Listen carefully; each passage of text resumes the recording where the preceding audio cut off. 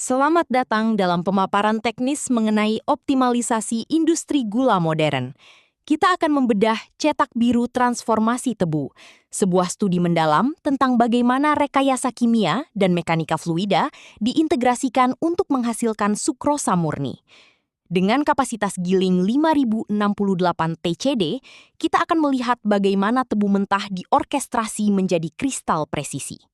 Beralih ke slide berikutnya, kita melihat fondasi utama operasional pabrik melalui 6 pilar ekstraksi sukrosa berkelanjutan. Proses ini divisualisasikan sebagai satu alur perpipaan linier, di mana setiap stasiun memiliki parameter presisi yang saling bergantung. Pilar pertama adalah preparasi. Di sini, fokus mekanis kita murni pada frakturasi sel-sel tebu untuk membuka akses pada gula, tanpa memerah niranya secara prematur. Masuk ke pilar kedua, gilingan. Ini adalah tahap ekstraksi mekanis di mana nira mentah diperah. Target kritis kita di sini adalah mencapai ekstraksi nira perahan pertama atau NPP di atas 65%, hanya pada unit gilingan pertama. Pilar ketiga membawa kita ke ranah kimia, yaitu pemurnian. Kotoran atau blotong dipisahkan dari nira secara paksa menggunakan kombinasi reaksi kimia dan energi termal. Setelah bersih, nira masuk ke pilar keempat, evaporasi. Melalui penguapan air vakum bertingkat, kita secara masif membuang kadar air hingga nira mencapai target kepekatan 64% Brix. Pilar kelima adalah masakan, tahap di mana nira kental tadi diubah menjadi wujud padat melalui pengkristalan presisi menggunakan sistem ACD. Dan akhirnya, pilar keenam, yaitu penyelesaian. Kristal gula dipisahkan dari cairan pekat melalui gaya sentrifugal, dikeringkan, dan diseleksi ukurannya menjadi produk akhir. Keenam pilar ini bukan sekedar urutan stasiun, melainkan sebuah rantai efisiensi di mana kegagalan di satu pilar akan mengganggu stabilitas termodinamika pilar berikutnya. Stasiun pertama berfokus pada preparasi sel. Logistik tebu diatur dengan sistem FIFO untuk meminimalisir degradasi bakteri. Di sini, cane cutter memotong tebu menjadi fraksi kecil, disusul oleh semi-hammer shredder atau heavy-duty hammer shredder yang melakukan frakturasi sel hingga mencapai preparation index di atas 90%. Tujuannya satu, membuka akses sukrosa tanpa memerah nira secara prematur. Pada stasiun gilingan, tekanan hidrolik digunakan untuk memisahkan nira mentah atau mixed juice dari serat ampas. Dengan konfigurasi 5 unit gilingan seri, kita mengejar target nira terpindah di atas 95%. Ampas yang dihasilkan kemudian dikirim ke unit boiler sebagai sumber energi mandiri bagi seluruh operasional pabrik. Untuk memaksimalkan ekstraksi, kita menerapkan prinsip arus berlawanan melalui sistem imbibisi. Air panas bersuhu 70 derajat Celcius disemprotkan pada gilingan akhir, lalu nira encer dipompa mundur ke gilingan sebelumnya.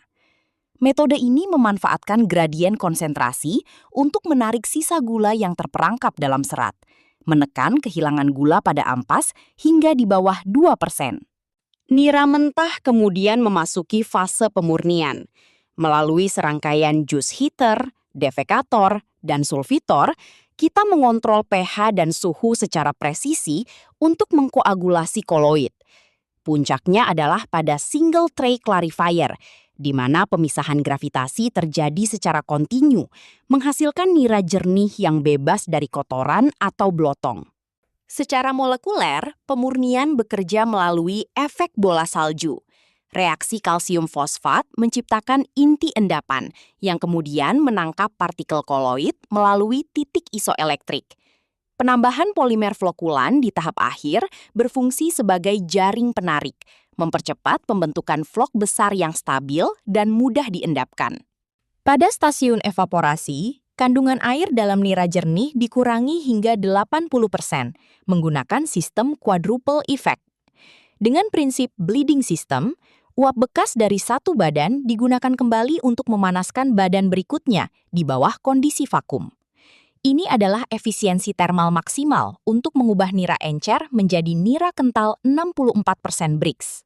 Sebelum kita masuk lebih dalam ke tahapan pembentukan gula, mari kita bedah perbedaan mendasar antara stasiun evaporasi dan kristalisasi melalui matriks ini. Secara konseptual, evaporasi berfokus pada pembuangan air secara massal dengan efisiensi energi tertinggi.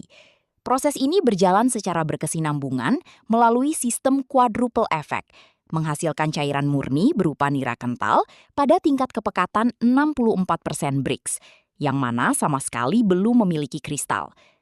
Sebaliknya, stasiun kristalisasi atau masakan memiliki tujuan yang sangat spesifik, membentuk kristal sukrosa secara presisi dari fase supersaturasi atau kelewat jenuh.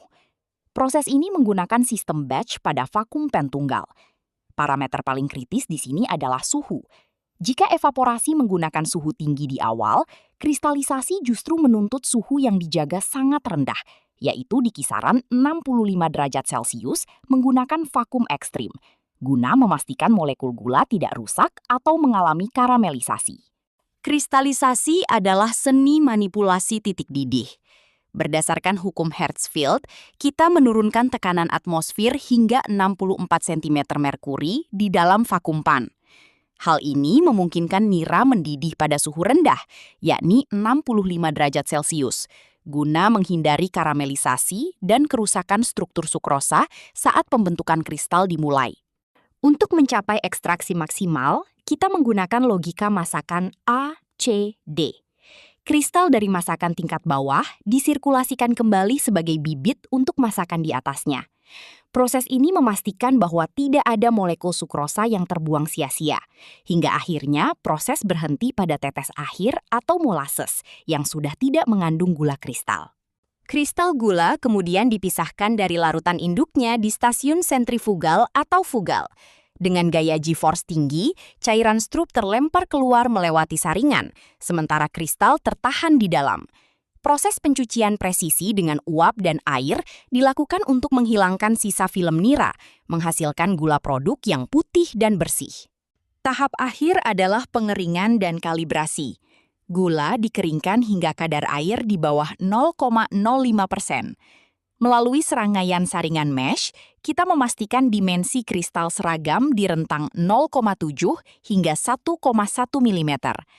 Produk yang tidak memenuhi standar akan dilarutkan kembali, menjamin kualitas konsisten di setiap karung. Secara sistemik, seluruh proses ini divalidasi melalui neraca material. Hukum konservasi massa memastikan setiap input tebu dan air sebanding dengan output gula, ampas, dan kehilangan yang terukur. Pada kapasitas 5068 TCD, akurasi neraca massa adalah indikator utama efisiensi teknis dan finansial pabrik. Sebagai penutup, transformasi dari batang tebu berserat menjadi kristal murni 0,7 mm adalah sebuah pembuktian engineering.